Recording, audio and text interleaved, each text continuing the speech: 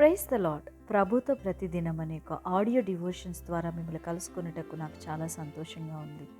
ప్రియులారా, ప్రభు కృపను బట్టి బాగున్నారు కదూ. ఈరోజు అంశము ఆశ్చర్యకరుడు. లేఖన భాగము యెషయా గ్రంథము 9వ అధ్యాయం 6వ వచనం. ఏలయనగా మనకు శిశువు పుట్టెను, మనకు కుమారుడు అనుగ్రహించబడెను, ఆయన భుజముల మీద రాజ్యభారం ఉండెను. ఆశ్చర్యకరుడు, ఆలోచనకర్త, బలవంతుడైన దేవుడు, నిత్యుడగు తండ్రి, సమాధానకర్తయు, అధిపతి అని అతనికి పేరు పెట్టబడెను. యెషయా రాసిన కాలము తర్వాత కొన్ని వందల సంవత్సరాలకు ఈ వచనం నెరవేరినట్లు మనందరికీ తెలుసు. అయితే దేవుని ప్రవక్త భవిష్యత్తులో చూస్తూ రాబోయే సంఘటన అంతకుముందు జరిగినట్టు రాస్తున్నట్లుగా మనం గమనించగలం. బానిసత్వం అనే కాడి ఎవరి మూలంగా తొలగిపోతుందో, ఎవరు నిజమైన శాంతిని తెస్తారో, గలిలీ ప్రాంతాలలో ప్రకాశించుచున్న గొప్ప కాంతి ఎవరో ఆయనను ఈ వచనములో యెషయా ప్రవక్త తెలియజేస్తున్నారు. యేసు ప్రభు మానవత్వం, దైవత్వం రెండు ఇక్కడ మనకి కనిపిస్తున్నాయి. ఆయన మహాబలిష్ఠుడైన దేవుడు అయినప్పటికీ చిన్న బాబుగా జన్మించారు. యెషయా గ్రంథము 7వ అధ్యాయము 14వ వచనములో, కాబట్టి ప్రభు తానే ఒక సూచన మీకు చూపించును, ఆలకించుడి, కన్యక గర్భవతియే కుమారుని కని ఇమ్మానుయేలు అని పేరు పెట్టును.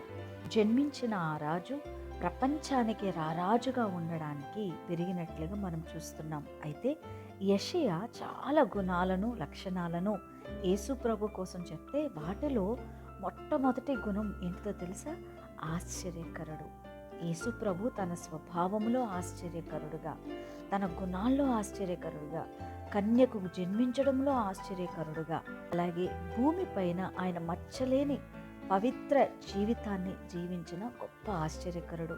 పాపుల కోసం ఆయన మరణములో ఆశ్చర్యకరుడుగా మనకు కనిపిస్తున్నాడు. ఆయన మరణం నుంచి సజీవంగా లేపడంలో, అలాగే పరలోకానికి ఆరోహణం అయ్యే విషయంలో, ఇలా అన్ని విధాలుగా కూడా ఆయన ఆశ్చర్యకరుడుగా మనకి కనిపిస్తూ ఉన్నాడు.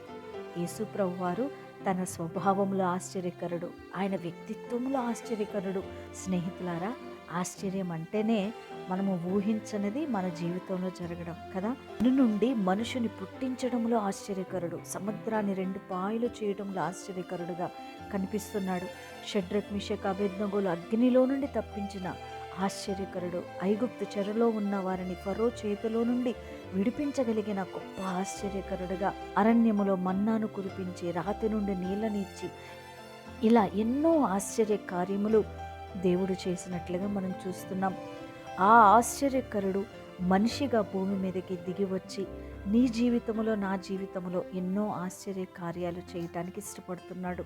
కొత్త నిబంధన గ్రంథములో దురాత్మల నుంచి విడుదల, అనారోగ్యముతో ఉన్న వారికి స్వస్థత, బాధింపబడుతున్న వారికి విడుదల, విరిగి నలిగిన హృదయస్థులను ఆయన గాయాలను కట్టడములో, పాపులను క్షమించటములో, మరణం నుంచి తిరిగి లేపుటలో, కుంటివారు, గుడ్డివారు, వ్యాధి కలిగిన వారు, అనేకమైన రోగములతో పీడింపబడుతున్న వారు యేసయ్య దగ్గరకు వచ్చినప్పుడు యేసయ్య ఆశ్చర్య కార్యములు చేశాడు.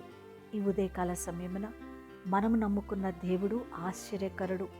ఇన్ని ఆశ్చర్య కార్యములు చేసిన దేవుడు నా జీవితంలో కూడా చేయగలడు.